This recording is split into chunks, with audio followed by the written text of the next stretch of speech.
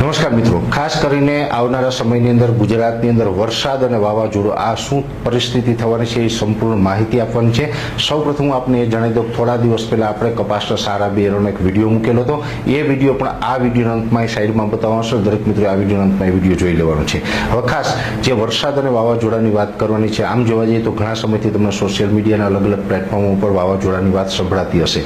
અત્યારે જે એવું કન્ફર્મ નથી કે વાવાઝોડું બનશે, એનું કારણ છે કે અત્યારે એક સાયક્લોનિક સર્ક્યુલેશન છે એ ગોવાથી દક્ષિણ પશ્ચિમમાં અને કર્ણાટકથી ઉત્તર પશ્ચિમની અંદર એક સાયક્લોનિક સર્ક્યુલેશન બન્યું છે।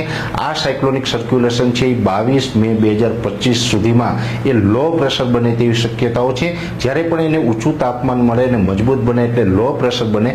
લો પ્રેશર મજબૂત બને પછી વેલમાર્ક લો પ્રેશર બને, ત્યારબાદ ડિપ્રેશન બને, અને ડિપ્રેશન મજબૂત બને તો ડીપ ડિપ્રેશન બને, અને પછી જો ડીપ ડિપ્રેશન વધુ મજબૂત બને તો સાયક્લોન સ્ટ્રોમ બનતું હોય છે, એટલે કે વાવાઝોડું બનતું હોય છે। એટલે હજુ વાવાઝોડું બનવા માટે ઘણા સ્ટેપ એને પાર કરવાના હોય છે। એ સ્ટેપ પાર કર્યા પછી વાવાઝોડું બને।